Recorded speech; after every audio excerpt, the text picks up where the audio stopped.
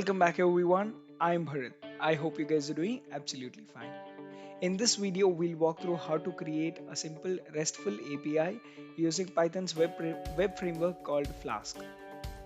And in the continuations of these videos, we'll also create a Docker image out of this REST API and deploy it to AWS ECS.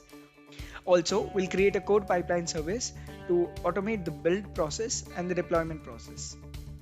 So without any further delays, let's get started with building a simple REST API using Flask. Let me open up Chrome browser here. Here I'm on the GitHub page. So the whole project I'll be putting in a repository where you can find the links in the description box of each video, and you can get the latest code, and you can try it out. So let's create a new repository. Let me call it sample Flask API,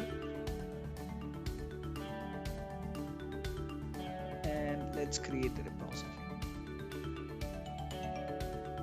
Okay, now that the repository is created, now let me open up Visual Studio Code. Here I have created a folder called Flask API, and let me open up terminal. Let's do git init, and let's add the readme file and all this stuff. So let's copy one by one and run it. Okay, it's not created, so me.md,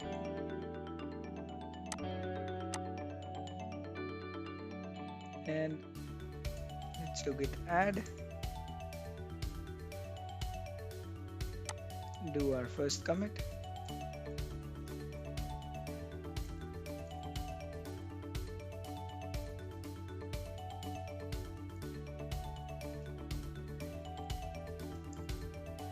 once the commit is done, now let's okay, since branch was not created, let's create this branch. So by default it would be called master, so we are renaming it to main according to the GitHub's suggestions. So you can leave it as it is as well. Let's just follow it. Okay, it's renamed to main. Now let's add in the remote repository. So git remote add origin and the HTTPS URL, and let's push our changes to the repository.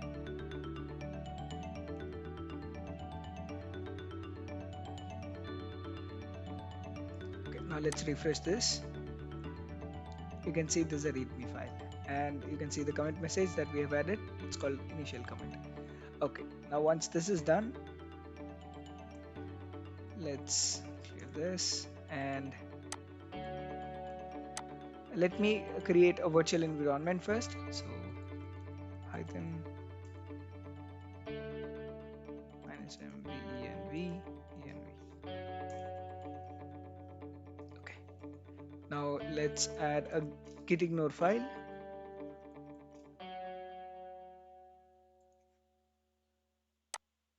and let's mention our env folder here.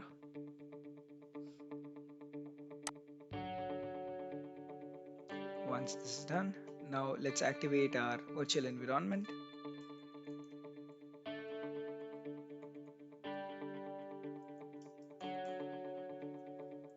And install Flask.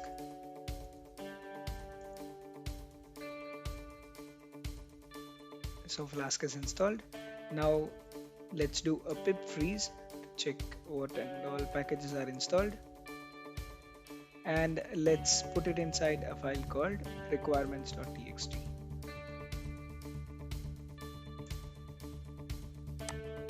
Here you can see all our libraries that are required are, or whatever is installed in our virtual environment is put into our requirements.txt file.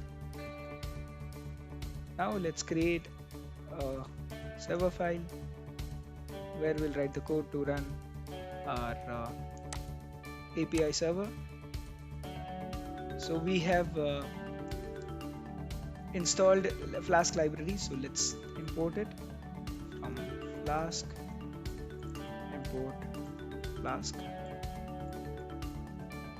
Once this is done, we'll create a variable called app. Well, you can name it whatever you want.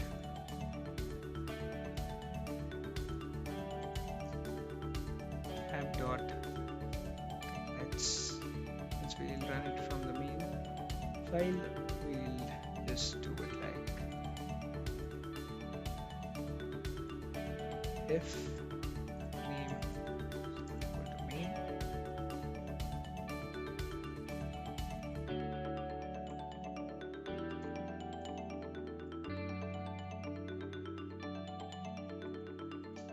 Then run it. So you can mention host. So I'll mention localhost here. But since we are planning to deploy this API onto ECS, we have to make sure we set the host to 0.0.0.0. That is, it can be called from anywhere. And let's set the port. By default, it is 5000. So let's set it to maybe something else if you want to, or just leave it as it is. So if you don't want anything else, so you just leave it as it is. And since we are doing it locally, testing for the development, let's set the debug to true.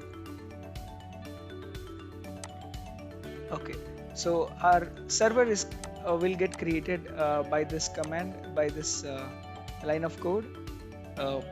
Let's run this. Let's just Python server.py. Here you can see it's running in debug mode. Let's go to our browser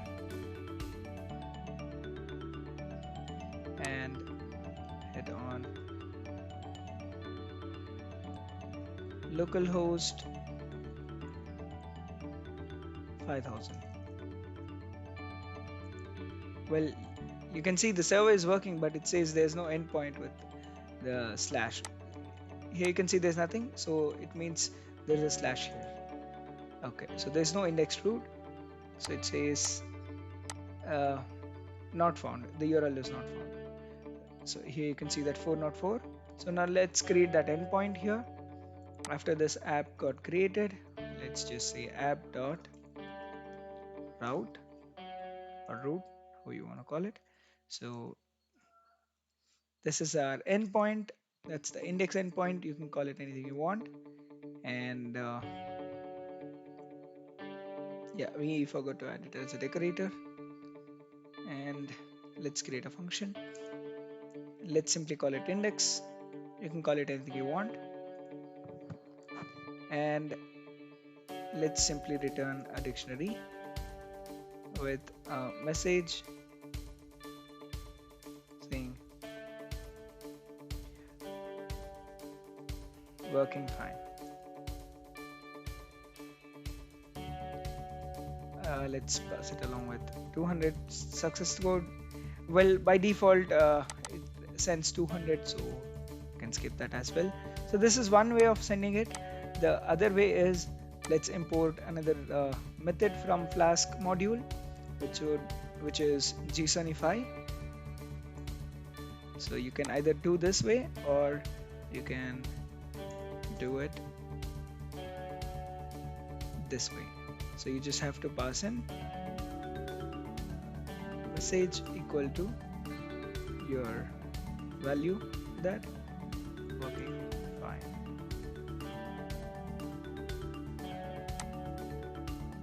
Okay, so first let's see the first way method and then the second one. So let me refresh this. You can see we got back JSON response saying message working fine. Now let's make some changes here. Working fine and have a good day.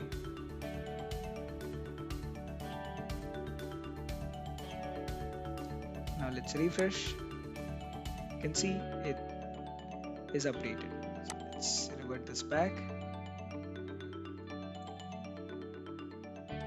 refresh, it's changed again.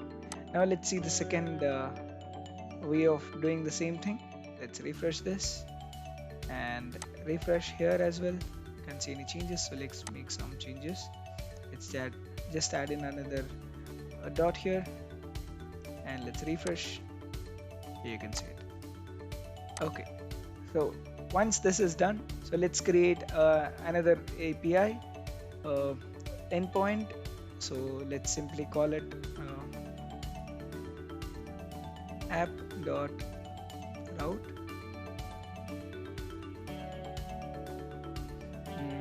Let's see, what do we call this endpoint? Let's just call it items.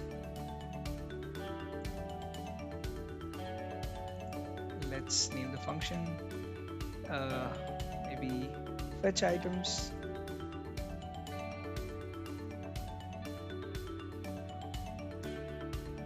Well, here you can see it's items, so it's plural, so we should return a list of some items. So currently we don't have any database or something integrated here, so I'll just simply create a dictionary or a list here, and I'll just call it items. I'll create it as a list, and let's simply create a dummy item, single item. So our item would have a name, let's say table, and its price, maybe 5,000 rupees. Okay, so all we have to do is just return items. So instead of returning an list, what we could do is, let's Jsonify and let's call items is equal to items. Now this should return a dictionary with the key items and the value as a list of items. Okay, so let's see. Let's refresh and go to the endpoint called items. Okay, here you can see a JSON dictionary or JSON with items as the keyword and list of items here. Let's add in another item.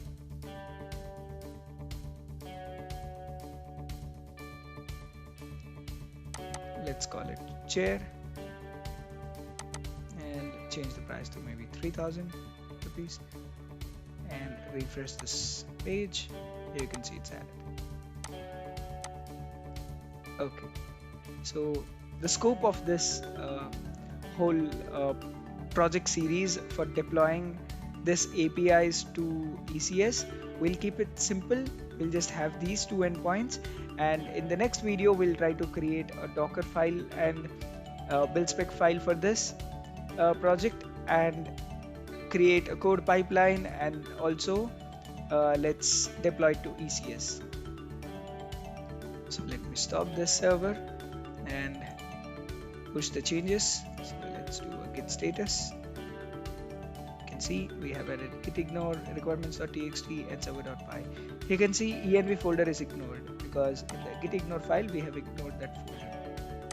And requirements.txt is a very useful file, because if someone wants to pull your code repository and then want to install whatever packages is needed, he or she can just install it using this requirements.txt.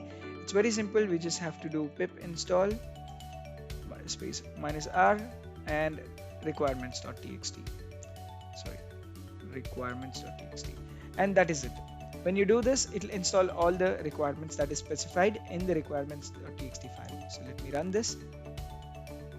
It says all requirements are satisfied. So when you run this and do not have these libraries installed, it will install it for you. Clear this. Let's add all the files and let's give a commit message. So what did we do? We just added API endpoints. Now let's push it